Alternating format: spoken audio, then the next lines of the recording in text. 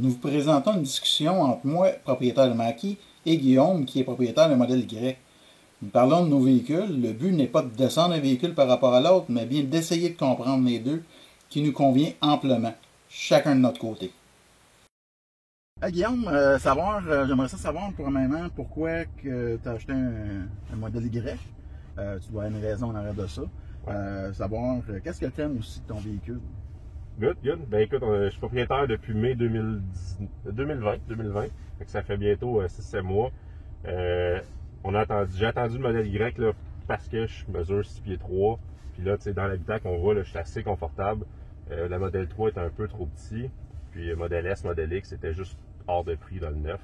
Fait que pour un véhicule équivalent, là, je suis allé dans le modèle Y. Puis pour l'autonomie, pour l'application Tesla, pour la connectivité de l'auto, puis le réseau de recharge, c'est les trois arguments qui ont fait que c'est le véhicule que j'ai choisi dans l'électrique. OK. Puis tu l'as depuis mai 2020. Ouais. As-tu vu une grosse différence au niveau de l'autonomie, mettons, ou même la traction comparativement à l'hiver et l'été?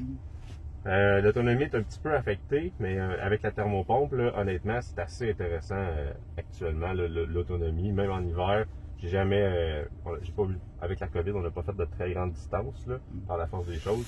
Mais il n'y a aucune journée que je me sens capable d'aller virer à ma destination. Là. Puis, okay. Je suis quelqu'un j'ai plus ou moins, je sais pas si on le voit, là, mais j'ai 17 000 kg de fête en total là, avec l'auto. Fait que on roule quand même beaucoup. Là. Quand même pas mal, hein? Ouais. Fait que, non, honnêtement, avec le réseau de recharge qui est super bien déployé chez Tesla, c'est super grave. Puis j'ai acheté un adaptateur CHAdeMO aussi, compatible avec Tesla. Fait que je suis blindé, là. Tu sais, sur la route, il n'y a aucun point où je ne peux pas me charger. Ouais, c'est ça. S'il n'y a pas de borne Tesla, ben, au moins tu vas pouvoir te mettre sur un système de circuit électrique. Voilà, exact. Au même Petro-Canada, qu'on oublie des fois. Oui, c'est vrai.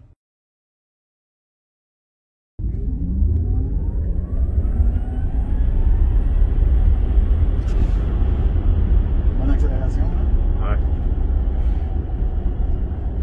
Dans les deux cas, là, sûrement que la température affecte les autos là, aussi aujourd'hui, là, à moins 15, 20. Ouais, c'est ça, oui.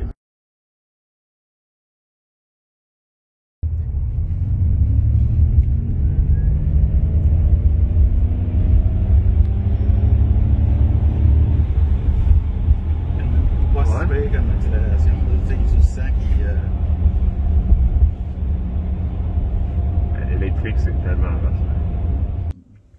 Qu'est-ce qui a fait que tu as réservé un Mackie déjà là, quelques temps? Oui, réservé en 2019, au mois de novembre 2019, quand il a été annoncé. On voulait avoir un véhicule qui était 100% électrique, qui était dans nos moyens aussi un peu, là, nécessairement, parce que c'est toujours une histoire de comment on veut payer pour le véhicule, puis comment est-ce qu'on va avoir d'autonomie avec. On voulait avoir un all-wheel drive aussi, on voulait de la batterie avec une grande autonomie, 98,8 kWh. Ce qui est énorme. Oui, qui est quand même pas mal, mais tu sais, on utilise avec le Mustang Mach-E à peu près 80% de sa capacité totale.